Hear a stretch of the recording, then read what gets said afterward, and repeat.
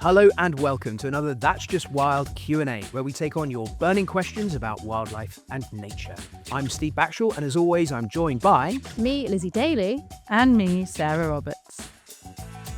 Right, Steve, we've got a question for you from Chris Welland from Plymouth. Big fan of the pod. I listen to all of them on my way to work. Love it. I live in Plymouth. Where in Devon and Cornwall is best to snorkel for octopus, and what are the ideal conditions?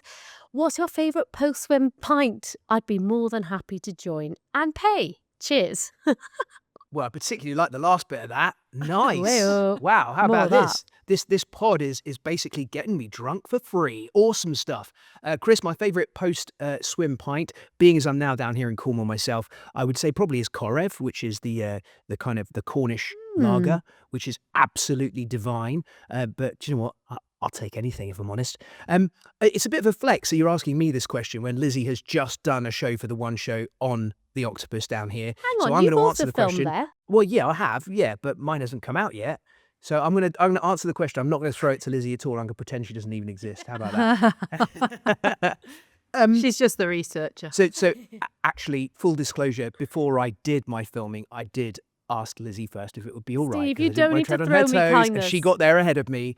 Don't worry. And what Lizzie told me was that the best place to go to would be Porthcaris, right, Lizzie? 100%. I would say that, pretty much anywhere around Britain's shores, pretty much any time of the year, you could encounter an octopus, but it doesn't happen very often. This year and this summer has been very, very unusual in the amounts that people have been finding, and Porthcaris has kind of been the real epicenter of that. So when we did it for the new Deadly 60 that's coming out soon, we had just one day filming. We were quite lucky with conditions, but every dive we did, I would say we had between 6 and 10 octopuses. We had them hunting in front of us. We had them entangling with each other, clearly in some kind of, mating display. We had a female guarding eggs in a crack or a crevice.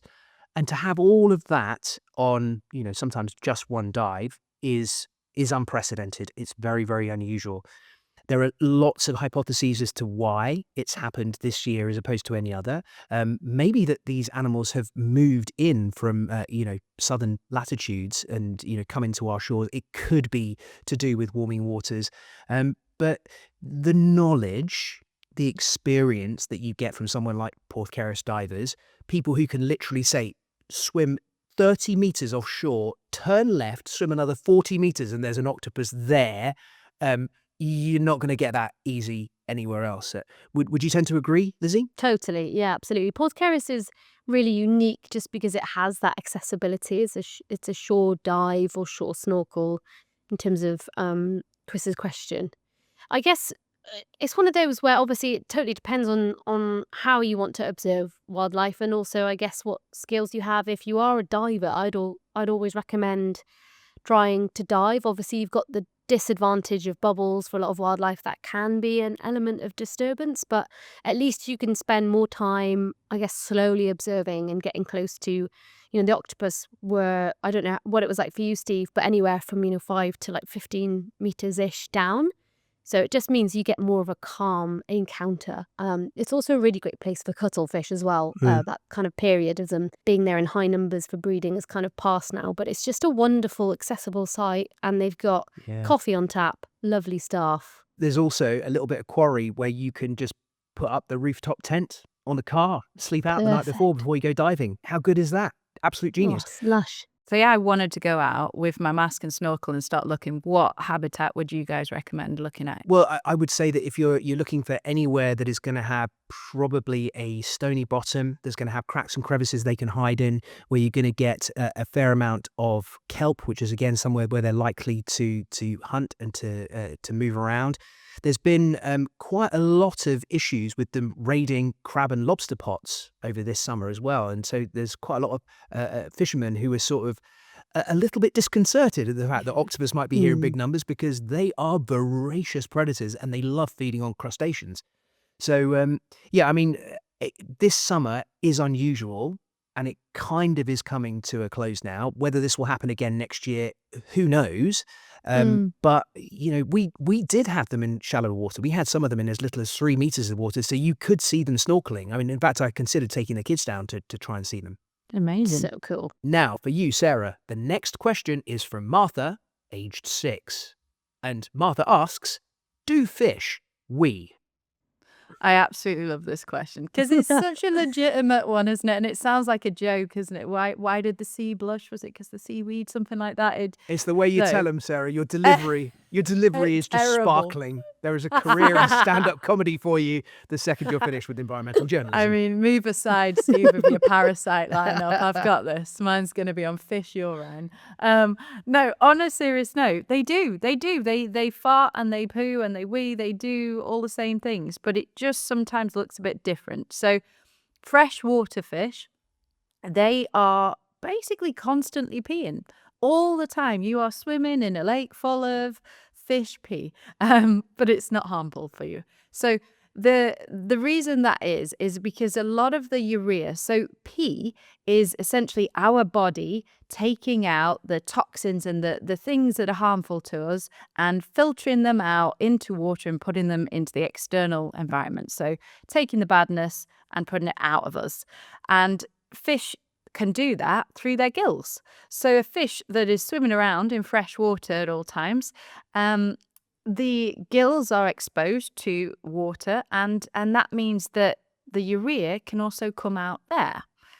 Saltwater fish, however, they barely ever pee. It's a completely different situation, and that is because they're living in the ocean. It's really, really salty, and they want to hold on to as much water as they can inside of their body. So they don't lose as much through the gills, but they do have a cloaca, which is a little hole, and they will at times, and I've seen this, you guys must have seen this, even if you have a fish tank though, freshwater fish do this too, so you probably have seen this at some point, but if you watch a fish long enough, you might see a spurt of kind of yellowy looking cloud that comes out from that little hole underneath them, and that's kind of like a poo and a pee all at once that comes out into the water, and it's a bit more concentrated. Looks a bit more icky, but of course it's really good nutrients for other creatures that live in the ocean. So yes, they do. Martha, great question. I think it's a really good question. It actually got me thinking about other animals that do or don't wee. And, something you see in birds all the time is this kind of paste, this mix of that uric acid and their feces. They don't necessarily pee, and I don't think they have a bladder, Steve. Correct me if I'm wrong. Yeah, so they're what's called uricolytic, aren't they? Which, Thank you. is kind of exactly that. Yeah. So they create kind of a bit of a paste, and I know that's seen across the animal kingdom. It's just actually when you ask that very simple question, you realise that actually a lot of animals don't pee in the normal way, and some of the weirdest and wonderful animals do pee. So there you go. That's what I think about for hours in the evening. There must be a book about this. Steve, didn't you have a book where it was like what animals fart? Yes. I don't have it to hand, but it is one of my very favourites. It's time for a sequel. What animals wee? The next question for you, Lizzie, is from Josh via Insta. And he says, what are the most unique animals you can find in urban areas? Okay, really good question. I have answered this perhaps in the wrong way, but I'm going to give you my answers that I would like to put forward, because I think, more and more we're seeing incredible species living alongside us, coexisting and thriving in urban environments. And I think it's easy to overlook them and just, assume that we are separate from a lot of wildlife. But actually, in places like in the heart of London, in the heart of Bristol, we've got some of the most incredible wildlife. So unique, perhaps less so. Perhaps it's more unique that we have them in these urban environments. That was my whole take on this. But anyway, I've included peregrine falcons because we see them all the time in places like in Cardiff on top of the museum, in Bristol, you hear them screeching overhead. I was up at Salford Media City last week, and peregrines were flying over and calling all the time. And I went into the studios and said, it was amazing. I'm walking near the peregrines everywhere. And everyone looked at me totally blankly. And they're there all the time, and nobody knows about it. The fastest creature ever known to have lived on our planet. They're living inside Media City, and nobody seems to realise. Yeah, it's the most odd thing. I've had that walking through Cardiff where I can hear them overhead, and I'm looking around and everyone's just out shopping. And you're like, how how can that be? Such an impressive animal right here in our city. So I've included the peregrine, and also I've included 2 species that I know are in the heart of London, which just kind of blew my mind. One is the European eel, which is critically endangered, a great indicator for the health of our rivers, can be found in parts of the River Thames, Yeah. and right in the centre of London. I've seen cormorants scoffing down eels whole in the middle of London, and the otters that came up onto our deck on the Thames pulled an eel up onto the deck, and 2 young otter cubs fought over it on my deck, on my camera tray, in front of my house on the Thames. So yeah, it absolutely happens. Insane. This question, though, it's such a big question because as you said, there's so much amazing wildlife. But unique is a tricky one, because we'd go to somewhere like Thailand and see monkeys and be like, oh my God, that's amazing. You know what I mean? But for them, they're just like pigeons. And it's almost like where you are in the world and how exposed you are to the animals. For ad-free listening, our newsletter, special deep dive episodes, and members-only benefits, you can subscribe to us at that'sjustwild.com. You must have filmed some, Lizzie. Was it you that did the thing on scorpions? Yeah, actually, yeah. The yellowtail scorpions down in the port of Sheerness? Yeah, in the south, thank you. And exactly that, they were, brought over, they think, on ships, and have managed to thrive now in the cracks of the port walls. And, this is opposite pubs thriving with people, in the nighttime when we were filming, there's just people in and out drunk and all the rest of it. It's the most bizarre thing. Obviously not a native species, but again, a great example of an animal thriving. I think one of my favourite examples, and last one to this question, that I just love, was a project around water voles that have faced massive decline since the 1970s here in the UK. But there was 137 water voles released in the heart of London last year. It's a project that Elliot Newton was involved with. We were hoping to film it. We didn't get around to it, but I just love the idea of this, iconic small mammal thriving in one of the biggest cities in the world. So that's what makes it unique. That's kind of my take on the question. On the last 2 series of Deadly 60, I've made it my mission to film animals in cities. So we've particularly even when we've gone somewhere quite wild, we have really focused on the wildlife in cities. Some of the absolute highlights would be snail kites feeding in the heart of Paramaribo in Suriname, a bushmaster snake right alongside the airport in Suriname, weedy sea dragons in Sydney, right next to the airport, in glorious crystal clear waters with horn sharks swimming alongside them, and of course Sydney funnel web spiders in huge amounts right in Sydney city. And it's been one of the most exciting things, has been showing how animals can thrive alongside us, how they can use our resources as a way of succeeding. You talk about peregrines earlier on, Lizzie. One of the best things about that is peregrines were in big trouble. DDT thinning their eggs so that actually peregrine numbers had crashed, and then they returned to cities using high vantage points, nesting in skyscrapers and church steeples, and thundering down onto their pigeon prey from height, has led to a resurgence in peregrine numbers that we have really helped out peregrines from their ability to live alongside us in cities where they were struggling in the wild. So it's kind of a passion project of mine, and anyone who wants to learn more, check out all new Deadly 60, because it's packed full of animals living alongside us. It's almost as if you sent that question in yourself, Steve. What? How very dare you? Quick, move on. Last question for you, Steve, is from Harry, UFO, via Insta. I'm pretty sure we've heard from Harry before, so hello again. Harry's one of our big fans. We've I love definitely it. had many Hi, questions Harry. from Harry. Is he? Hello, is Harry. he on a UFO? We didn't get to the bottom of that. Anyway, what are the chances of animals like dodos or thylacines still existing somewhere unexplored? This is a massive subject. Your friend of mine, Lizzie, Professor Ben Garrett, has had the possible survival of the thylacine as being a near lifelong obsession. There are an awful lot of people who do believe that thylacines are still out there. In fact, they're in the Guinness Book of Animal Records as the most frequently seen extinct species. They were a marsupial wolf, for want of a better word, found in Tasmania, into New Guinea. And yeah, they were stripy. They had the incredible ability to open their mouth so wide that it almost formed one single continuous line. And they were persecuted to extinction. There was a bounty put on their heads by Australian settlers because they were believed to persecute livestock. The last one theoretically dived in Hobart Zoo in 1938. And there's still remarkable footage, black and white grainy footage of this just unreal animal that we hunted to extinction. But there are lots of areas of Tasmania that are still pretty wild, and even more so areas of Papua New Guinea and West Papua, Papua Barat, where there could well be thylacines. And there are reports all the time. What we have never had is some really good evidence, really good footage of thylacines. Are they out there? Who knows?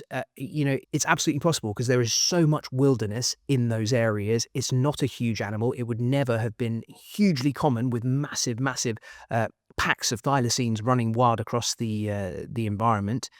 So it is possible. That possibility gets more and more slender over the years as we have no proper evidence. As people come back and say, yes, I definitely saw a thylacine, and then they send in a picture of a dingo or a domestic dog or a cat even. It is, though, a romantic idea that so many, even, as I say, Professor Ben Garrett, really, really good scientist who has put huge amounts of his time into trying to find that evidence that a thylacine still exists out there. And it's driven an awful lot of expeditions. I know people who've gone on expeditions of a month searching in the Southwest National Park in Tasmania, just trying to find that one. In fact, there was a film. I think it was it a Liam Neeson film about the search for the thylacine? Taken. No.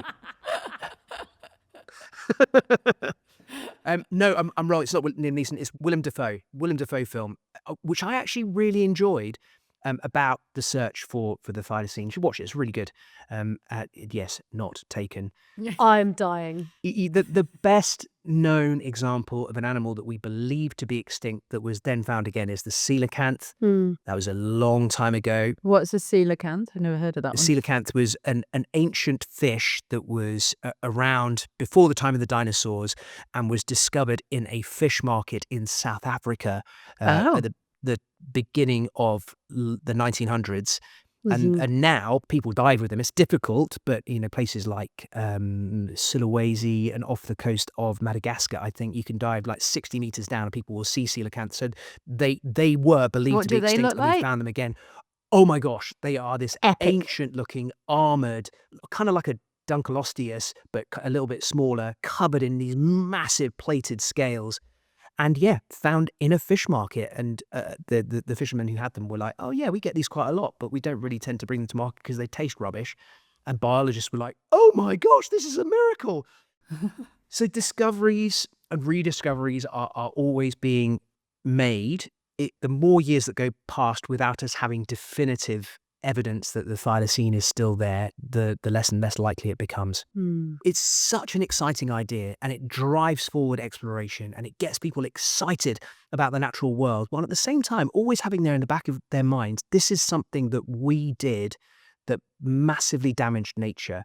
And it can be, I think, quite a powerful idea. And because of that, the story of the thylacine is a really important one. Yeah, I don't know. I'm in two minds. Like hearing Steve talk, I'm absolutely like 90% sure that they don't exist, simply because even if they were, there'd have to be a stable enough population for them to be breeding, and there isn't a genetic bottleneck, and I don't know what that would even look like, and also technologies and the amount of people, I don't know.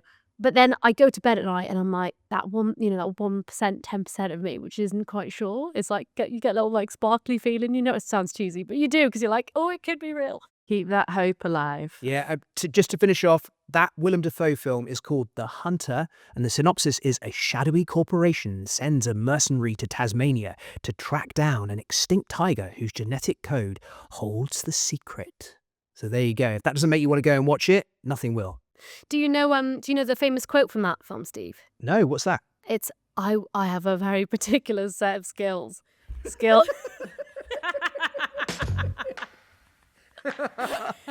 Anyway. And on that note...